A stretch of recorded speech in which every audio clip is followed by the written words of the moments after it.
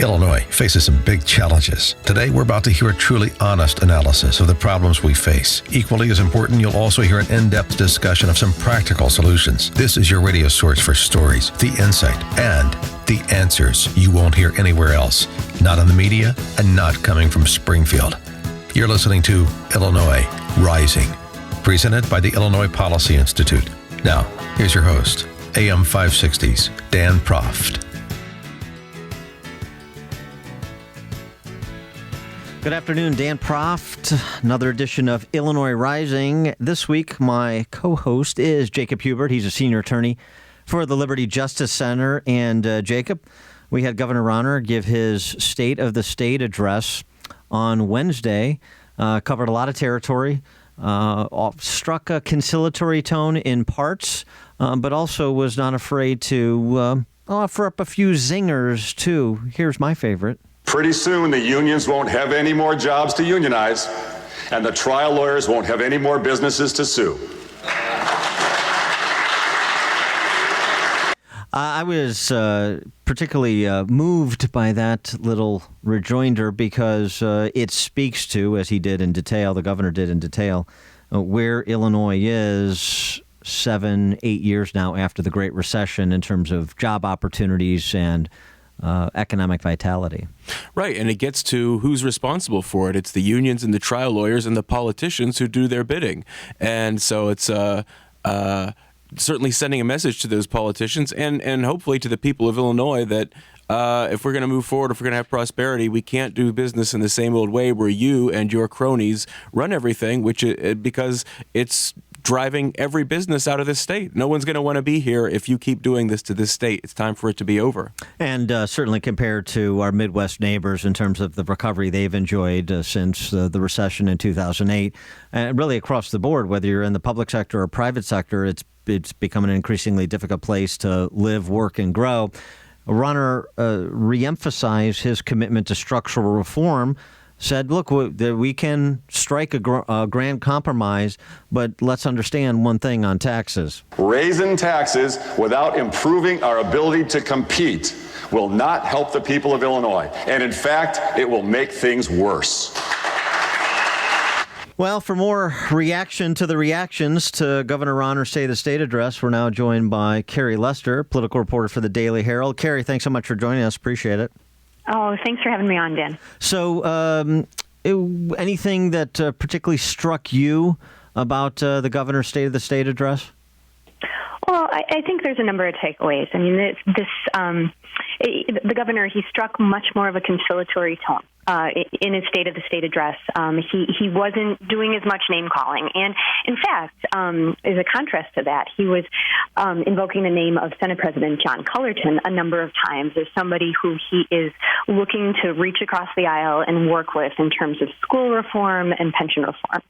So you saw that, and you also saw that he's acknowledging the impasse. At the same time, the budget and the lack thereof was the big elephant in the room, because he didn't mention it, but acknowledged that the state is at an impasse and they need to come together to move forward. Well, Governor Rauner is the big elephant in the room, but it was interesting to me, you're right, the invocation of John Cullerton, their agreement in principle on a baby step with respect to pension reform, some talk about school funding. It seemed to me a lot of that was intended to isolate Mike Madigan, which is really the play that the governor needs to make. He really needs to triangulate Mike Madigan to do things that Mike Madigan may not otherwise be inclined to do.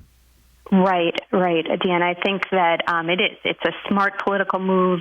The week before, when the governor came out and announced this pension legislation, he kind of went over his skis a little bit and butchered the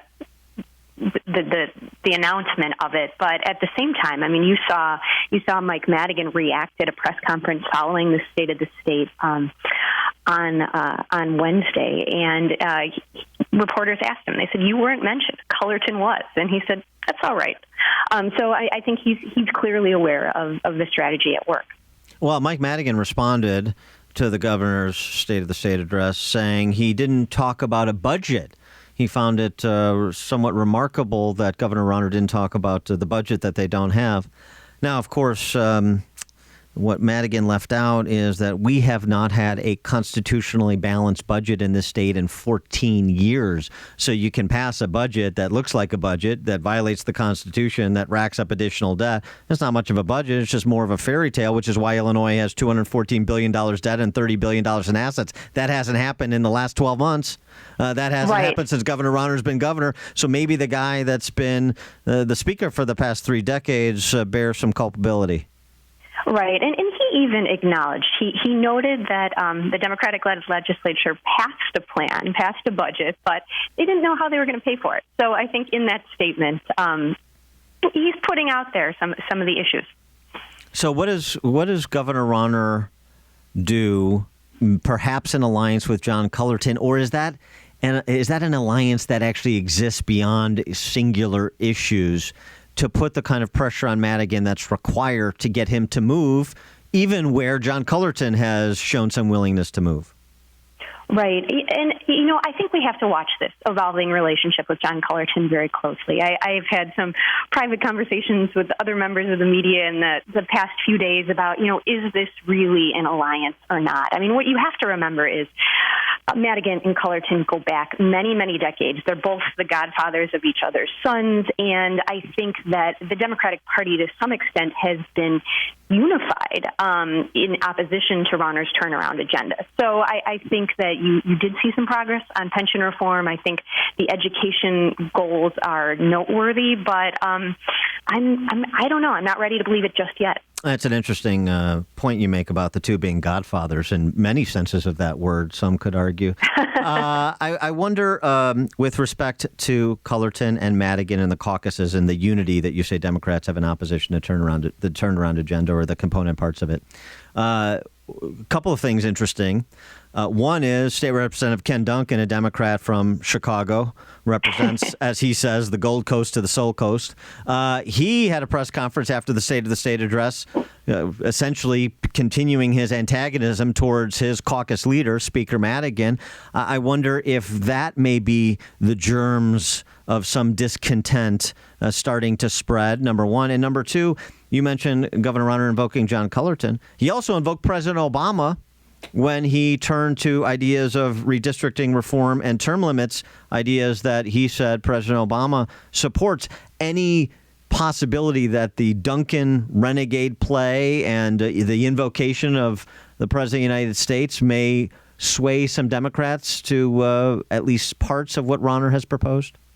I think the Obama point you made is a fair one, Dan, but the Ken Duncan I don't know what you want to call it. The Ken Duncan stunt, I think, is being interpreted differently down at the Capitol. I mean, I don't know if you watched the press conference. It was streamed online. The man brought a sleeping bag to the press conference and said that he wants to get work done. He's going to camp out in Madigan's office until there is a budget, and he noted that there is a shower in there. And there actually is a little bit of trivia for you that was put in by former House Speaker Robert Blair. And it supposedly, I've never seen it, has baby blue tiles. But oh, wow. Sounds very nice. Yes, that's great. Yes, but I would love, and I'm sure a lot of us would love, to get inside Ken Duncan's brain. Is he aligned with Republicans? Was this press conference, guided perhaps by members of the Rauner administration? I don't know, but I think that Ken Duncan is a guy who doesn't mind ruffling feathers. He doesn't mind being criticized by the Black Caucus, by fellow Democrats, and he doesn't care. So he's an interesting figure to be watching right now. Well, and Duncan, I mean, this is not his first streak of independence, as you are kind of intimating. I mean, back in 12, was it the James Meeks school choice bill? Ken Duncan was one of those Democrats that voted for the school choice bill, kind of breaking from the teachers union orthodoxy on that matter. So, maybe there's the possibility that others will follow his lead, or is that just wishful thinking? Madigan, in his response to Rauner's State of the State, made a comment that he doesn't have this real secure supermajority. You look at the numbers and you look at the fact that there's 71 Democrats in the House, and you think they can pass anything they want to, but that's not always the case. And so, you have different constituencies, but there are other Democrats who have not gone along with the party lines. Scott Drury and Jack Franks come immediately to mind, but there are surely others. And so it's thinking forward, is the pressure that social service providers are attempting to put on the General Assembly, but more specifically the governor, do you think that may be a watershed moment that gets the legislative leaders to the table to hash something out against the backdrop of, for example, Lutheran Social Services, one of the leading social service providers in the state, announcing this past week that they're laying off 43% of their staff and severely curtailing a lot of the quality programs that they offer because of lack of payment from the state for services rendered. Will the social service providers provide enough pressure to induce action? Right. I think that's a great point. I think that everyone is starting to feel the pressure. It was big news last week with Lutheran Social Services. I think it's 30 programs that are either going to be eliminated or curtailed, and then 700 employee positions that are cut. And we heard just a few days ago that the Catholic Charities is going to have some closures as well. So in private talks with members of the administration, I think that everybody is feeling the heat. So I could see that being a big contributing factor. And, of course, getting past the March primary is another big moment, too. She is Carrie Lester, political reporter for the Daily Herald, dailyherald.com. Carrie, thanks so much for joining us. Appreciate it. I enjoy it. Thank you.